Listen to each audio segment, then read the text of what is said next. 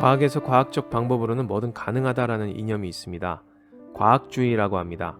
과학주의의 추종자들은 과학을 진리에 이르는 유일하고 절대적인 길이라고 여깁니다.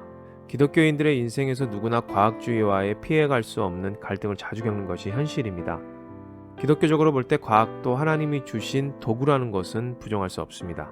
그래서 인생에 한 번쯤은 이런 불필요한 갈등을 계속 피하는 것이 아니라 스스로가 납득이 되도록 우리의 신앙과 과학주의에 대해서 정리를 하는 것이 꼭 필요하다고 생각합니다. 먼저 과학주의가 말하는 핵심은 물리적인 과학만이 유일한 지식의 근원이라는 것입니다. 그러므로 과학적으로 증명될 수 없는 것은 믿을 수 없고 비논리적이라는 것이죠. 쉽게 말해서 과학적으로 증명된 것만 믿으라는 것입니다. 그런데 이것이야말로 철학의 일종입니다. 과학주의란 일종의 인식론입니다. 1930년대부터 40년대까지 유행했던 철학의 한 부분입니다.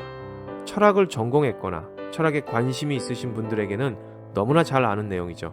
10년이라는 기간 동안 유행했지만 이미 무너진 이론입니다. 인식론이 왜 비판을 받았습니까?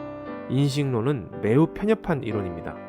우리가 믿고 있는 수많은 사실들 중 상당수는 사실 과학적으로 증명될 수 없습니다.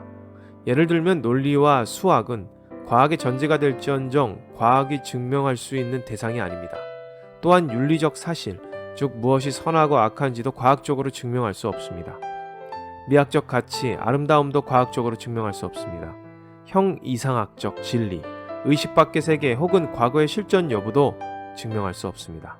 이 모든 것이 형이상학적 가정들이죠. 과학도 그 자체가 증명될 수 없는 전제 위에 세워질 때가 많습니다. 그러므로 만약 누군가가 과학적으로 증명할 수 있는 것만 믿어야 한다면 과학 자체가 무너질 것입니다. 스스로에게 질문해 보세요. 과학적으로 증명할 수 있는 것만 믿어야 한다? 이 생각이 과학적 증명이 될 수 있을까요? 이것은 그저 독단적인 주장일 뿐입니다. 만약 당신이 과학적으로 증명할 수 있는 것만 믿어야 한다면 그 사실도 믿어서는 안 됩니다. 자기 모순에 빠진 것이죠. 이것이 인식론의 한계입니다. 신앙도 마찬가지입니다. 변증학을 전문적으로 공부하지 않는 이상 하나님을 계속 증명하려고만 한다면 스스로가 자기 모순에 빠질 위험이 있습니다. 그것도 기독교인이 반드시 피해야 할 인식론입니다. 자신의 생각이 무조건 옳다고 생각하거나 하나님을 증명하려고 사람들과 다툼이 있는 자는 과학주의와 별 다를 바가 없으며 또한 철학의 무너진 이론인 인식론에 스스로 갇혀 있다고 볼 수 있습니다. 예수를 전하는데 싸울 이유가 조금도 없습니다.